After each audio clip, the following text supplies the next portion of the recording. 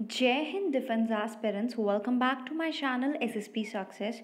For any query regarding SSP and AFSP, please join our Telegram channel SSP Success, whose link is given in the description box. And for more updates regarding SSP and AFSP, do subscribe our YouTube channel SSP Success. So today we are going to discuss an important lecture topic which is on International Monetary Fund, and that is very important for your SSP and AFSP point of view. So let's get started with our topic. See International Monetary Fund की अगर हम बात करें तो वो एक international financial institution है जिसका हेडक्वार्टर वॉशिंगटन डीसी में है and it consist of 190 countries which are working to foster global monetary cooperation, secure financial stability, facilitate international trade, promote high employment and sustainable economic growth, and reduce poverty around the world. ये जो है 1944 में form हुई थी और start की गई थी 27 दिसंबर 1945 में at Bretton Woods conference primarily by the ideas of Harry Dexter, White and John Maynard Keynes. और इसकी फॉर्मल एग्जिस्टेंस 1945 में शुरू हुई थी with 29 member countries and the goal of reconstructing the international monetary system. ये जो है अब सेंट्रल रोल प्ले करती है in the management of balance of payment difficulties and international financial crisis. Countries जो है फंड्स को कंट्रीब्यूट करती है to a pool through a quota system from which countries experiencing balance of payments problem can borrow money. ये है IMF का headquarter which is there in Washington DC. See देखो होता क्या है, मेनली फंड के थ्रू जिन कंट्रीज़ को जो है डेप्थ में होती हैं, जिनको जो है जिनके ऊपर बहुत ज़्यादा बैलेंस ऑफ पेमेंट क्राइसिस होता है, उन कंट्रीज़ को जो है फंड दिया जाता है आईएमएफ से। और जो है इस ऑर्गेनाइजेशन का ऑब्जेक्टिव क्या है, टू प्रमोट इंटरनेशनल और या फिर international monetary cooperation, international trade, high employment, exchange rate stability, sustainable economic growth and making resource available to member countries in financial difficulty. IMF fund जो है दो मेजर सोर्सेज से आता है, पहला तो कोटाज, दूसरा लोन। कोटाज में क्या होता है कि मेंबर कंट्रीज जो है वो फंड इकट्ठा करती है। ओके और जो साइज़ है मेंबर कोटा का वो डिपेंड करता है कि कितनी इकोनॉमिक और फाइनेंशियल इंपॉर्टेंस है उस कंट्री की वर्ल्ड में।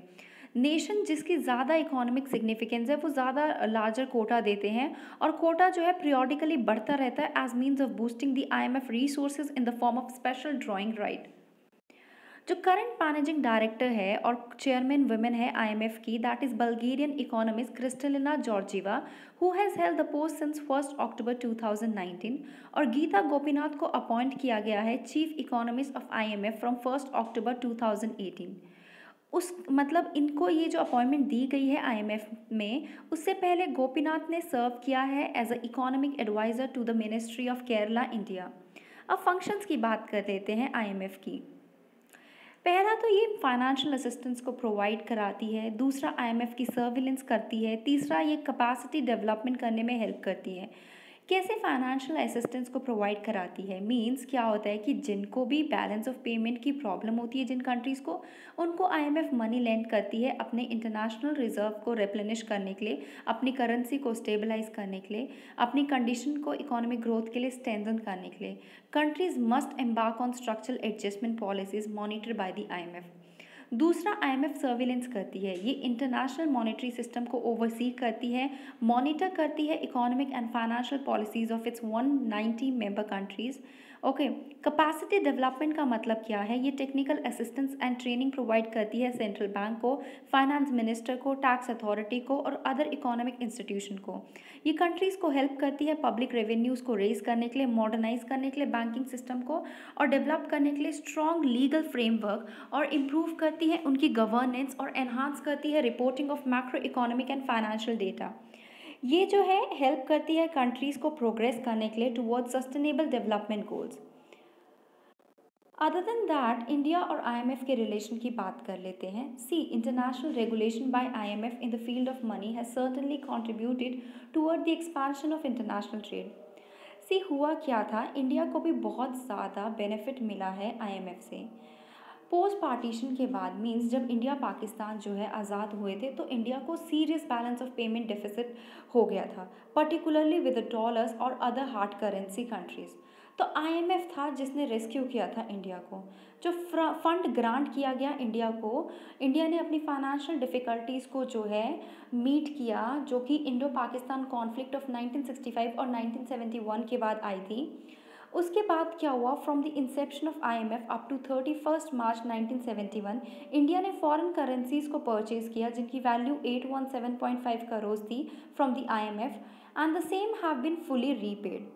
1970 में क्या हुआ, जो असिस्टेंस थी इंडिया को मिली थी as other member countries of IMF, उन्होंने ऑब्टेन किया क्या ऑब्टेन किया, स्पेशल ड्राइंग राइट को। इंडिया ने बोरो किए fund in the wake of steep rise in the prices of its import food, fuel and fertilizers. 1981 में क्या हुआ कि इंडिया को मैसिव लोन दिया गया 5,000 करोड़ का to overcome foreign exchange crisis resulting from persistent deficit in balance of payments on current account. India को large foreign capital की जरूरत थी for various river project, land reclamation scheme and for the development of communication. जो private foreign capital है वो आगे आए नहीं, तो ओनली प्रैक्टिकेबल मेथड था नेसेसरी कैपिटल को बोरो करने का, वो था International Bank of Reconstruction and Development से। इंडिया ने सर्विसेज को क्या किया, अवेल किया of specialist of the IMF for the purpose assessing the state of Indian economy. जो बैलेंस ऑफ पेमेंट पोजीशन थी इंडिया की, वो अटरली जो है आउट ऑफ गियर चलेगी on account of the oil prices escalation since अक्टूबर 1973। और IMF ने क्या किया, ऑयल फैसिलिटी को जो है अवेलेबल कराया bye setting up a special fund for the purpose. IMF को क्रिटिसाइज़ क्यों किया जाता है?